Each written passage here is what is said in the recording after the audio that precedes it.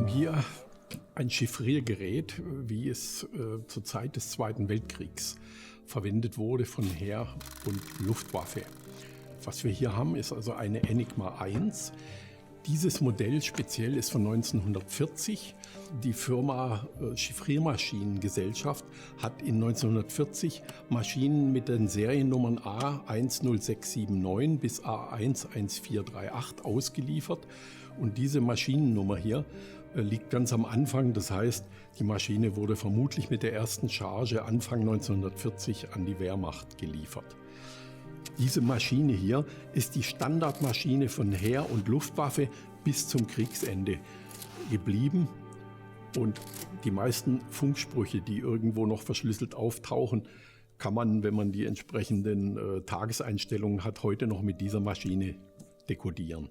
Eine Besonderheit dieser Maschine ist die Nummerngleichheit. Es gibt nur wenige Maschinen heute, die noch die Originalwalzen in der Maschine oder dabei haben, weil die Walzen mussten vernichtet werden, um nicht in Feindeshand zu fallen. Und deswegen waren nach dem Krieg viele Maschinen, die gefunden wurden oder irgendwo von jemand versteckt wurden, ohne Walzen.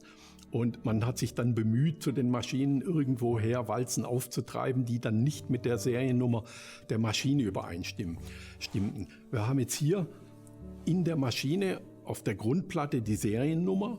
Das ist die A10694. Dieselbe Nummer taucht im Deckel auf. Dann haben wir auf der Umkehrwalze in der Maschine auch dieselbe Seriennummer und wir haben auf den Originalwalzen vom Typ 1, 4 und 5 auch dieselbe Seriennummer. Das macht die Maschine zu was Besonderem. Es ist alles original, stimmig, zusammenpassend, so gesehen eine Rarität.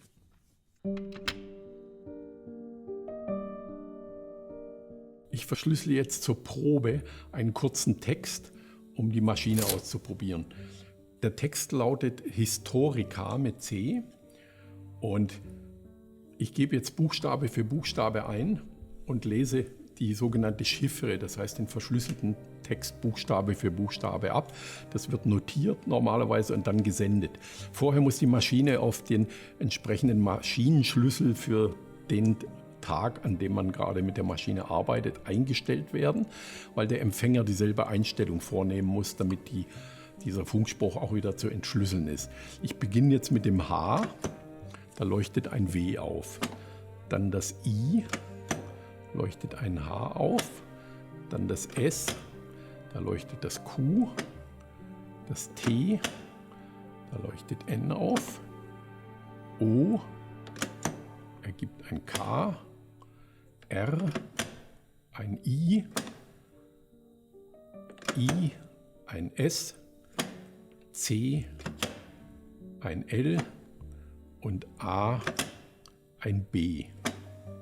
Auf der anderen Seite, wo der Funkspruch empfangen wurde und dieses WHQNKISLB empfangen wurde, stellt der Bediener die Maschine wieder auf den Tagesschlüssel ein und der Bediener auf der Empfangsseite tippt die Chiffre ein und erhält Buchstabe für Buchstabe wieder den Text, der vorher verschlüsselt wurde.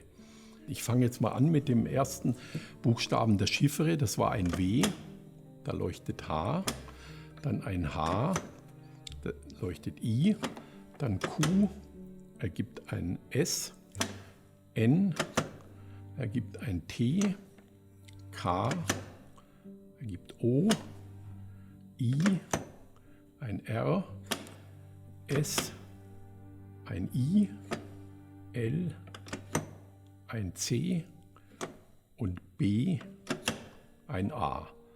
Wir haben also wieder Historica entschlüsselt auf der Empfangsseite. Das ist eine Art Nachweis, dass die Maschine korrekt arbeitet. Nachdem wir vor genau einem Jahr, im Mai 2019, eines der besonders seltenen Schlüsselgeräte 41 anbieten konnten, freut es mich ganz besonders, dass wir jetzt im Mai 2020 eine beinahe ebensolche Rarität in der Auktion haben werden, nämlich ein nummerngleiches, voll funktionsfähiges Gerät der Serie Enigma aus der allerersten Lieferung im Frühjahr 1940 an die Wehrmacht. Das Gerät kommt am 29.05. Freitag unter der Losnummer 6333 zum Aufruf.